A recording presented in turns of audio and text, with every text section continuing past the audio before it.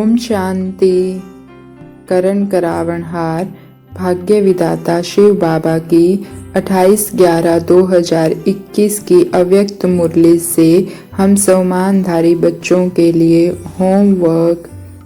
आज बाबा ने कहा, एक जन्म के सम्मानधारी सारा कल्प सम्मानधारी।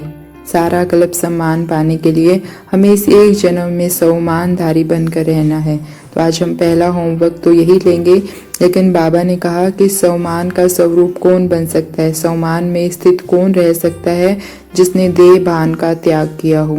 तो आज से हम सम्मान तो बोलते हैं मैं मास्टर सर्वशक्तिमान आत्मा हूँ, मैं परम पवित्र आत्मा हूँ, लेकिन सम्मान का स्वरूप क्यों नहीं बन पाती? क्योंकि देह का भान है।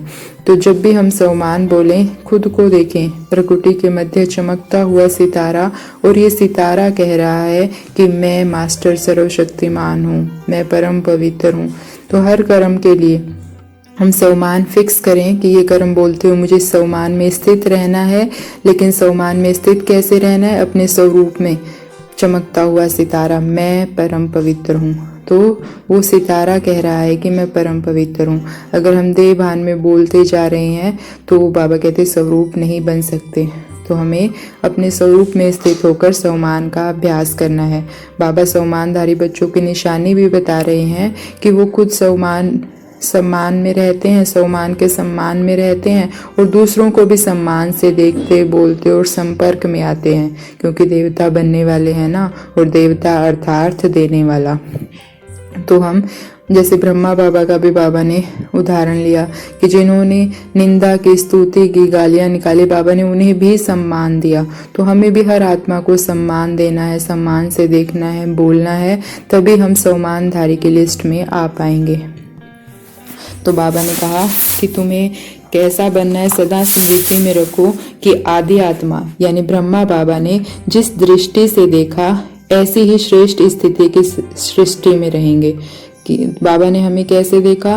ब्रह्मा बाबा ने जैसे देखा, मुझे उसी स्थिति में स्थित रहना है। जैसे बाबा ने कहा कि जैसे ब्रह्मा बाबा अगर छोटे बच्चों को देखते थे तो कहते थे ये होवनहार विश्व कल्याणकारी आत्माएं हैं। कुमारों को, कुमारियों को या युवा को देखते थे तो कहते थे ये असंभव को भी संभव करने वाले, विश्व की नामी ग्रामी महान आत्माओं को भी चैलेंज करने वाले, महात्माओं के सिर को भी झुकाने वाली पवित्र आत्माएं हैं।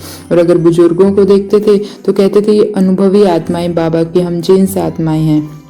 और बंधेलियों को देखते थे, बंधेलियों को देखते थे तो कहते थे ये निरंतर याद में रहने वाले नंबर 1 आत्माएं हैं।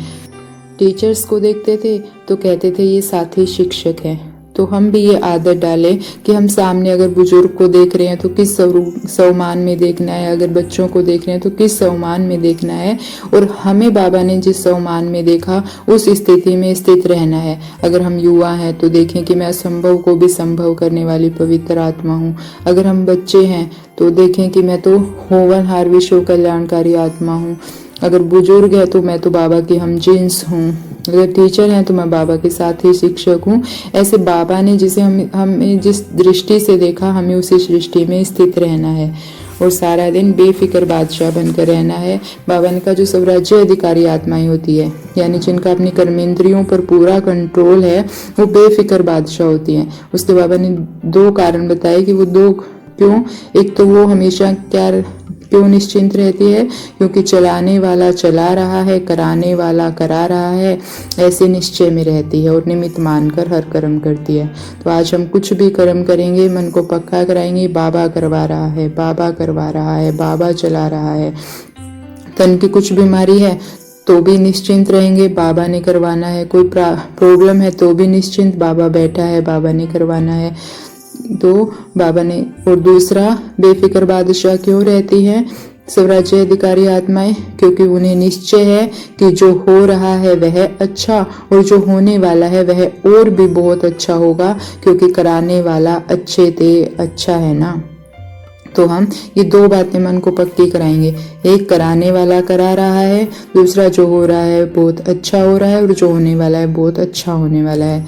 तो हमें चिंता किस बात की? हो रहा है वो भी अच्छा और जो होने वाला है वो भी अच्छा। तो चिंता तो हमें उस बात की होती है जब कुछ गलत होने वाला हो।